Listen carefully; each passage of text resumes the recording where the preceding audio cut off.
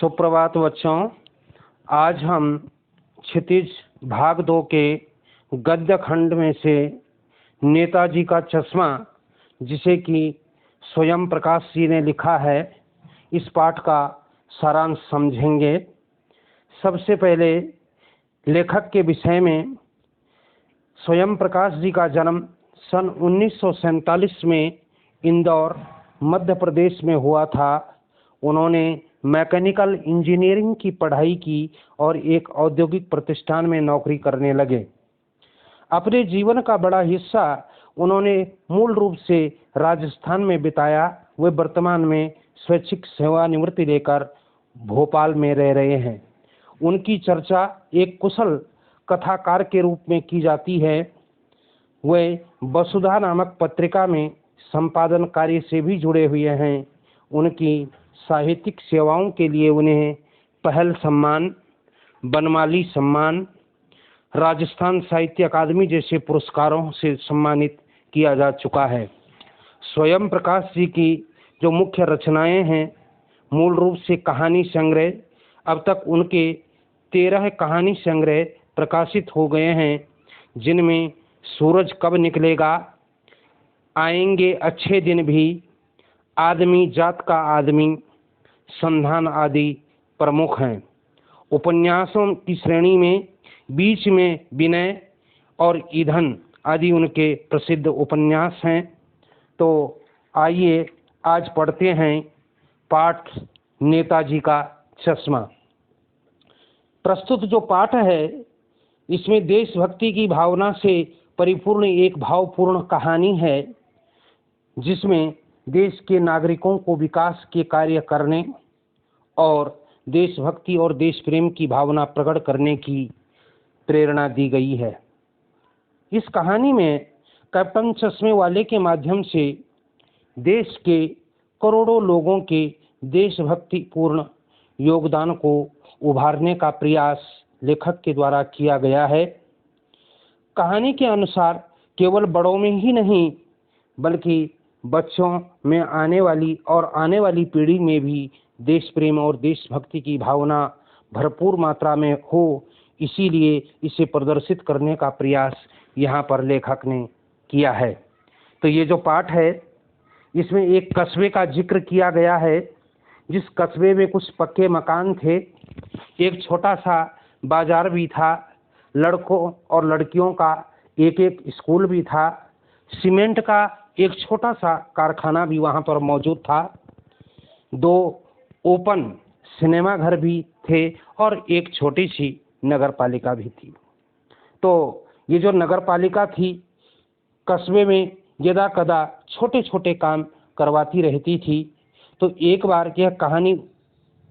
बार चौराहे में एक संगमरमर की पत्थर से बनी नेताजी सुभाष चंद्र बोस की प्रतिमा नगर पालिका के द्वारा लगवा दी गई थी।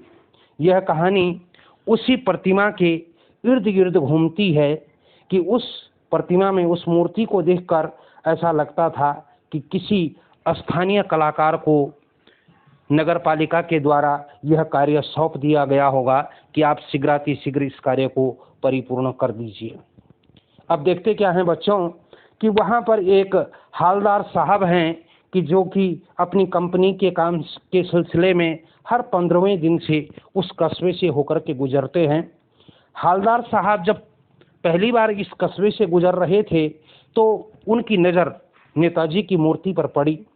नेताजी की जो संगमरमर की मूर्ति है, जिसमें नेताजी की मूर्ति टोपी की नोक से लेकर कोट के दूसरे बटन तक कोई 2 फीट ऊंची मूर्ति है।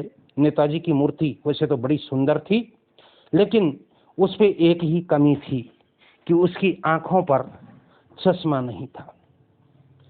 मूर्ति पर एक सचमुच सामान्य काला चौड़े फ्रेम वाला चश्मा पहना दिया गया था, और उस मूर्ति को हालदार साहब ने जब देखा तो उनके चेहरे पर एक आश्चर्य भरी मुस्कान उभर करके आ गई।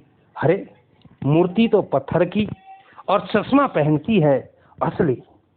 तो यह देख करके जो है हालदार साहब जो है बड़े चिंतन में लग जाते हैं और सोचते हैं कि कस्बे के लोगों का जो ये प्रयास है ये बड़ा अद्भुत और प्रशंसनीय है।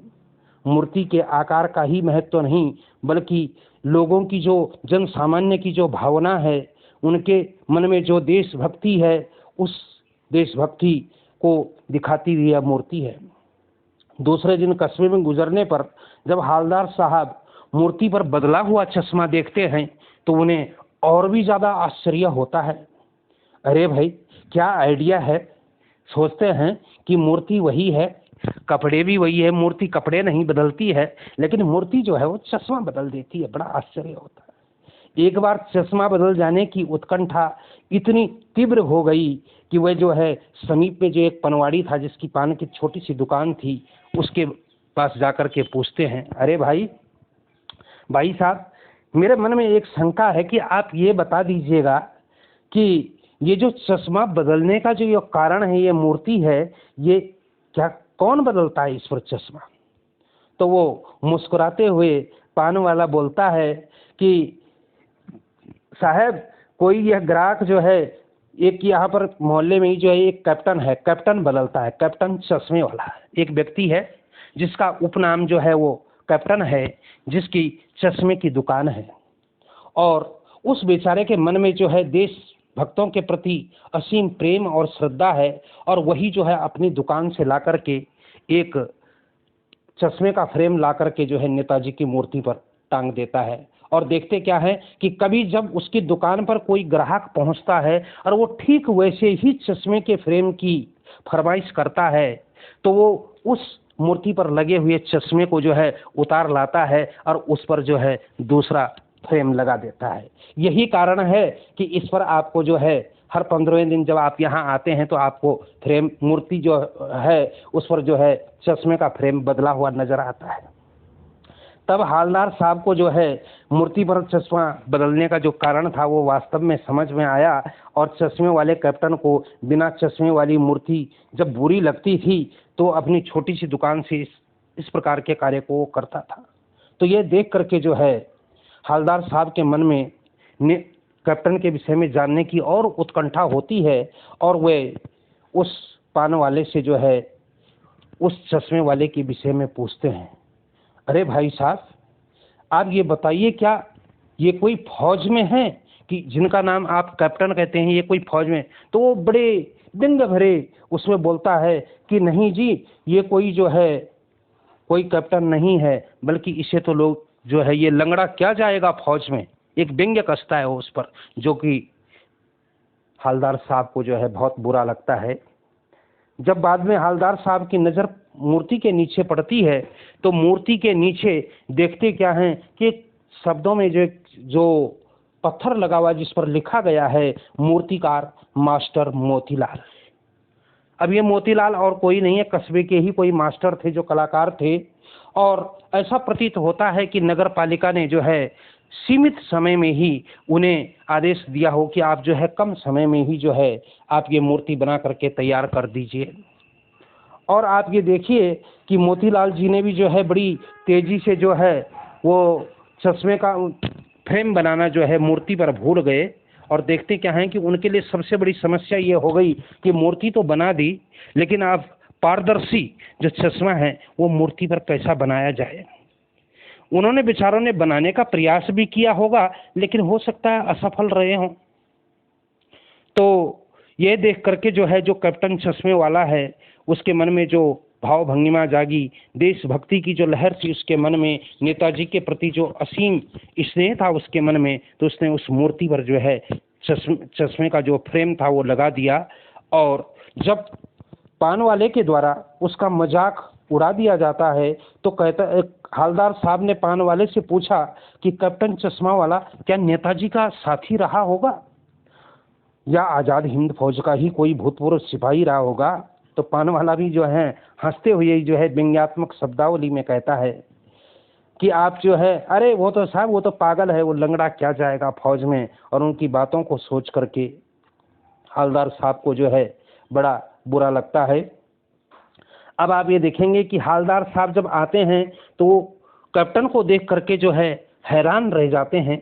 कैप्टन की वेशभूषा का वर्णन किया गया है पाठ में, उसकी जो शारीरिक और चारित्रिक जो विशेषताएं हैं वो बताई गई हैं कि वो बेहद बूढ़ा व्यक्ति है, जो मरियल सा है, जो लंगड़ाते हुए चल रहा है, सिर पर जिसने टोपी पहनी हुई है और आंखों में जिसने एक काला चश्मा लगाया हुआ है, हाथ में एक छोटी सी संदूकची को लिए हुए और हाथ में बांस पर टंगे चश्मे का फ्रेम लिए कैप्टन फेरी लगा रहा होता है।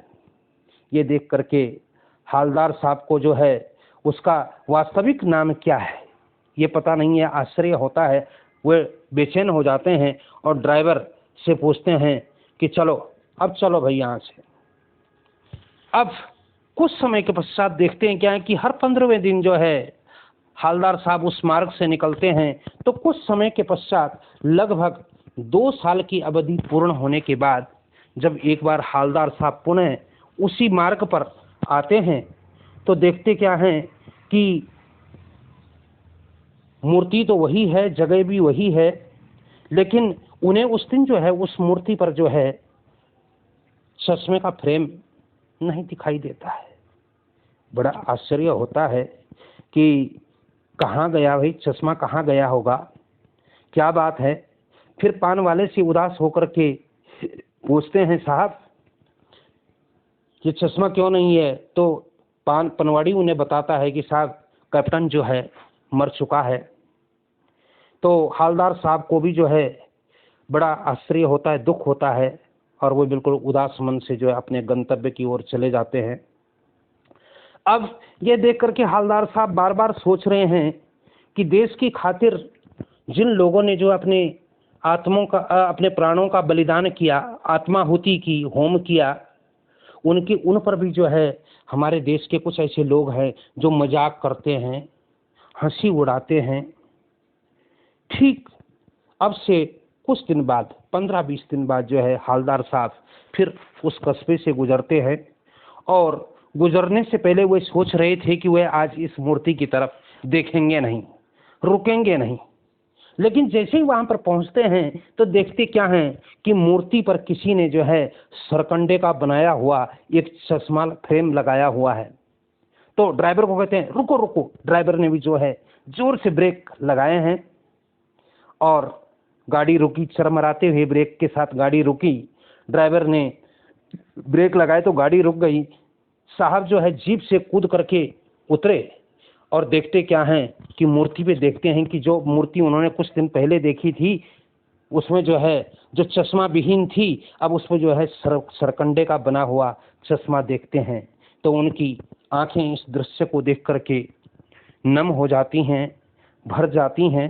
तो अर्थात हालदार साहब के भी मन में देशभक्तों के प्रति असीम प्रेम था। मुख्य रूप से यही बात उजागर होती है कि हम आज जिस देश में रह रहे हैं, जहां हम स्वतंत्रता की इस भूमिका में जो है स्वच्छंद रूप से जो है जीवन यापन कर रहे हैं, इसका मूल श्रेय जो है उन बलिदानियों को, उन स्वतंत्रता संग्राम सेनानियों को जाता है जिन्होंने कि इस स्वतंत्रता के संग्राम में अपने प्राणों की आहुति दी है। तो अब बच्चों इसमें देखेंगे कि इस पाठ में जो है कुछ तत्सम, देशज, तद्भव, आगत और मुहावरे आदि का प्रयोग किया है। तत्सम शब्द देखेंगे मूर्ति, देशभक्ति, विचित्र, लक्षित, संभवतः आदि। देशज किधर, गिराक, एक ठो, उधर, उहापोह आदि। तद्भव साभ। और आगत से तात्पर्य है जो दूसरी भाषाओं से आए हैं, जैसे जो है आंग्ल भाषा से आए हुए ये idea, frame, real, captain, original, वाकई, चेंज। और मुहावरों का भी प्रयोग देखेंगे आप। आंखें भर आना अर्थात अत्यधिक भावुक हो जाना। दूसरा है होम कर देना।